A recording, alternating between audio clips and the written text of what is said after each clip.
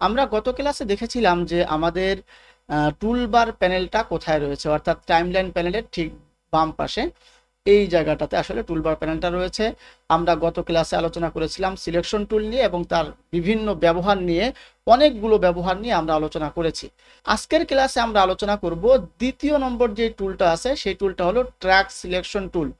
এই track selection টুলের মধ্যে কিন্তু একাধিক ফাংশন বা একাধিক টুল রয়েছে। এই বিষয়টা আমরা কিভাবে বুঝবো? যখন আমরা দেখব যে কোনো টুলের মধ্যে এই যে কোনায় ছোট্ট করে একটা দেখেন আইকন দেওয়া আছে, ছোট্ট করে একটা চিহ্ন দেওয়া আছে, হ্যাঁ, ত্রিকোণ চিহ্ন।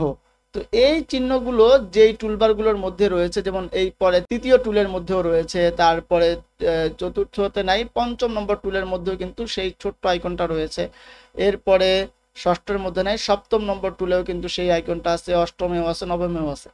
এখন যেই টুলগুলোর মধ্যে এই ছোট্ট করে একটা আইকন দেওয়া আছে কোণার মধ্যে, এই আইকনগুলো থাকলে আমরা বুঝে নেব যে এই টুলবারের মধ্যে একাধিক ফাংশন রয়েছে এবং সেই একাধিক ফাংশনগুলো দেখতে হলে আমাদেরকে সেই টুলের উপরে ক্লিক করে চেপে ধরতে হবে। তো আমি যদি এই দ্বিতীয় টুলের উপরে ক্লিক করে চেপে ধরি, তাহলে কিন্তু দেখতে পাচ্ছেন যে এখানে দুইটা ফাংশন রয়েছে এবং সেই দুইটা ফাংশন কিন্তু এখানে দেখাচ্ছে। প্রথম ফাংশনটা কি? ট্র্যাক সিলেক্ট ফরওয়ার্ড টুল, আর একটা হলো ট্র্যাক সিলেক্ট ব্যাকওয়ার্ড টুল।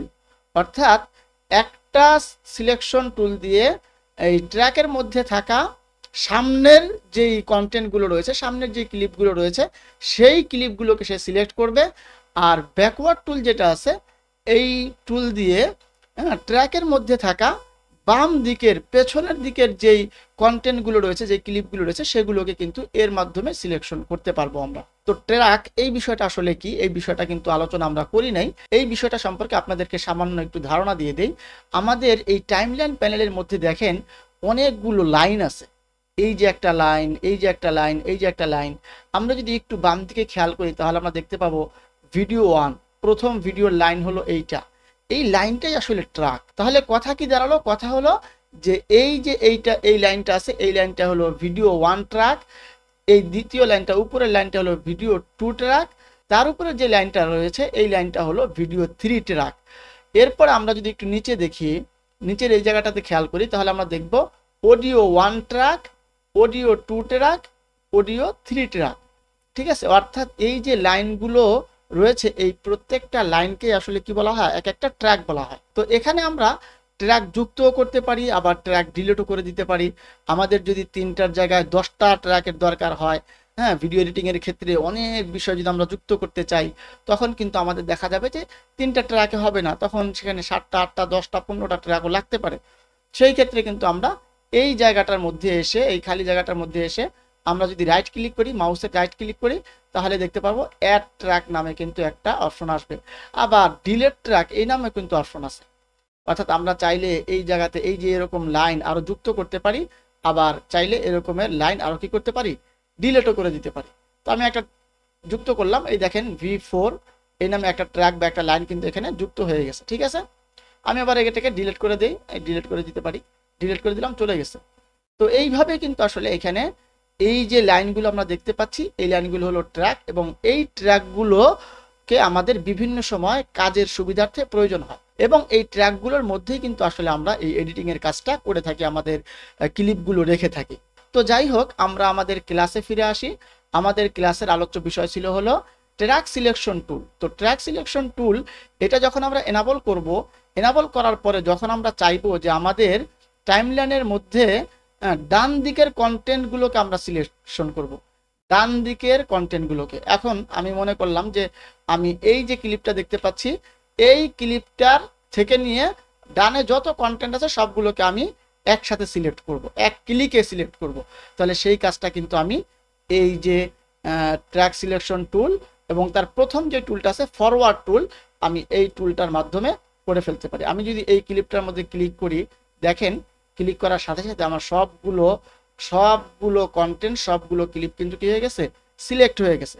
এখন আমি আমার ইচ্ছে মতো কিন্তু এই ক্লিপগুলোর উপরে একত্রে কাজ করতে পারি। অর্থাৎ গত ক্লাসে আমরা যে সিলেকশন টুলের যেই কাজগুলো শিখেছিলাম, যেমন মনে করেন মুভিং টুলের কাজ শিখেছিলাম, ঠিক না? ডানে বামে করার যেই কাজটা শিখেছিলাম সিলেকশন টুলের মাধ্যমে, সেখানে দেখা গেছে যে একটা ক্লিপ আমরা সিলেকশন করে ডানে বামে নিতে পেরেছি। কিন্তু এখন এই ট্র্যাক সিলেকশন টুল এর মাধ্যমে কিন্তু আমরা একাধিক, অর্থাৎ একাধিক বলতে ডান দিকের সকল ক্লিপকে কিন্তু আমরা একত্রে কি করতে পারছি, ডানে বামে সরাতে পারছি, কিংবা আমরা উপরে নিচেও মুভ করতে পারবো। এছাড়া মনে করেন আমরা এই আগে সিলেকশন টুল দিয়ে একটা একটা করে কপি করতে পারতাম, একটা করে ডিলিট করতে পারতাম, একটা করে কাট করতে পারতাম। সেই কাজটা এখন কিন্তু আমরা এই ট্র্যাক সিলেকশন টুলের মাধ্যমে একটা ক্লিকের মাধ্যমে, একটা কমান্ডের মাধ্যমে আমরা সেই কাজগুলো কিন্তু করে ফেলতে পারি। যেমন ধরেন আমাদের এই ডান দিকের সবগুলো ক্লিপ, সবগুলো কন্টেন্ট কিন্তু আমরা একটা ক্লিকের মাধ্যমে সিলেক্ট করেছি। এখন যদি আমরা চাই যে আমাদের এই কন্টেন্টগুলোকে আমরা ডিলিট করে দিব, আমাদের এই কন্টেন্টগুলোর দরকার নাই, তাহলে যদি আমি শুধুমাত্র ডিলিট বাটনটা ক্লিক করি তাহলেই কিন্তু দেখবেন আমাদের সবগুলো ক্লিপ, সবগুলো কন্টেন্ট কিন্তু ডিলিট হয়ে গেছে। এখন সেগুলোকে ফিরিয়ে আনার জন্য আমরা কি করব, কিবোর্ড থেকে কন্ট্রোল এবং জেড ক্লিক করব, কন্ট্রোল এবং জেড চেপে দেব, তাহলে কিন্তু আমাদের হারানো বা ডিলিট হয়ে যাওয়া ক্লিপগুলো ফিরে আসবে। আচ্ছা, এই গেল আসলে আমাদের ট্র্যাক সিলেকশন ফরওয়ার্ড টুলের ব্যবহার। আর এখানে একটা বিষয় খেয়াল করতে হবে যে আমাদের এই ট্র্যাক সিলেক্ট ফরওয়ার্ড টুল এটাকে এনাবল করতে আমরা এখানে মাউস দিয়ে ক্লিক করে এভাবে এনাবল করতে পারি, কিংবা আমরা যদি কিবোর্ড থেকে শুধুমাত্র এ টিপে দেই, এ চেপে দেই, তাহলেও কিন্তু আমাদের এই ফাংশনটা কিন্তু কি হয়ে যাবে, এনাবল হয়ে যাবে, চালু হয়ে যাবে। তো আমরা যদি শর্টকাট দ্রুত গতিতে কাজ করতে চাই তাহলে কিন্তু আমাদেরকে এই শর্টকাটগুলো মনে রাখার কোনো বিকল্প নাই। তো যাই হোক, আমরা এখন চলে যাব দ্বিতীয় নম্বর যে ফাংশনটা আছে ট্র্যাক সিলেক্ট ব্যাকওয়ার্ড টুল। এই ফাংশনটা আমরা এনাবল করব। আমরা এখানে ক্লিক করে দিলাম, এনাবল হয়ে গেছে। এবং এনাবল হওয়ার সাথে সাথে আমরা একটা বিষয় লক্ষ্য করছি যে আমাদের আগের কার্সরের মুখ যেই দিকে ছিল এখন কিন্তু তার উল্টো দিকে হয়ে গেছে, অর্থাৎ পেছনের ক্লিপগুলোকে, পেছনের কন্টেন্টগুলোকে সে সিলেক্ট করার জন্য কিন্তু প্রস্তুত। এখন যদি আমরা এই কন্টেন্টটার উপরে, এই ক্লিপটার উপরে ক্লিক করি, ক্লিক করলে দেখা যাবে যে পেছনের দিকে যতগুলো কন্টেন্ট আছে, যতগুলো ক্লিপ আছে, সবগুলো কন্টেন্ট কিন্তু সিলেক্ট হয়ে যাবে। তো আমি ক্লিক করে দিলাম, দেখেন সবগুলো ক্লিপ কিন্তু সিলেক্ট হয়ে গেছে। এখন আমি এটাকে ডানেও নিতে পারি, বাঁয়েও নিতে পারি, হ্যাঁ, উপরেও নিতে পারি, নিচেও নিতে পারি। আমি ইচ্ছা করলে এগুলোকে ডিলিট করতে পারি, কপি করতে পারি। যদি আমি চাই যে আমার এই কন্টেন্টগুলোকে আমি কপি করব, তাহলে আমি কন্ট্রোল এবং সি চেপে দিলাম কিবোর্ড থেকে। এরপরে আমি যদি আমাদের এই প্লে হেডটাকে এই দিকে চাপিয়ে আনি, চাপিয়ে এনে যদি আমি কন্ট্রোল ভি চেপে দেই, দেখেন এখানে কিন্তু কপি হয়ে গেছে। আবার আমি যদি চাই এটাকে আমি ডিলিট করে দিব, সবগুলো কন্টেন্ট, সবগুলো ক্লিপকে একসাথে ডিলিট করে দিব, কিবোর্ড থেকে ডিলিট বাটনটা আমি চেপে দিলাম, দেখেন এগুলো কিন্তু ডিলিট হয়ে গেছে। তো আজকের ক্লাসের সারসংক্ষেপ দাঁড়ালো যে ট্র্যাক সিলেকশন টুল, এটার মধ্যে দুটো অপশন রয়েছে, একটা হলো ফরওয়ার্ড টুল আর একটা হলো ব্যাকওয়ার্ড টুল। ফরওয়ার্ড টুল দিয়ে আমরা ট্র্যাকের মধ্যে থাকা সামনের যতগুলো ক্লিপ আছে, যতগুলো কন্টেন্ট আছে, সবগুলোকে একটা মাত্র ক্লিকের মাধ্যমে সিলেক্ট করে ফেলতে পারি।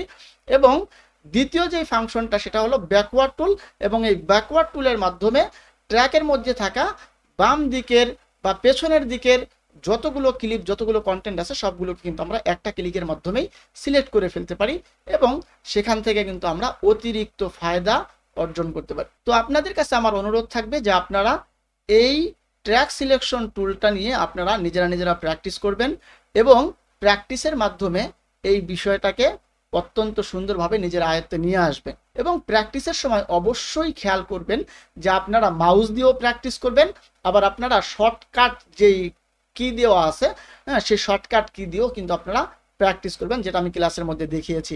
অর্থাৎ ট্র্যাক সিলেক্ট ফরওয়ার্ড টুলের জন্য এ ব্যবহার করবেন কিবোর্ড থেকে, এবং ট্র্যাক সিলেক্ট ব্যাকওয়ার্ড টুল এটাকে এনাবল করার জন্য, এটা দিয়ে কাজ করার জন্য আপনারা কিবোর্ড থেকে শিফট এবং এ চেপে কাজ করবেন।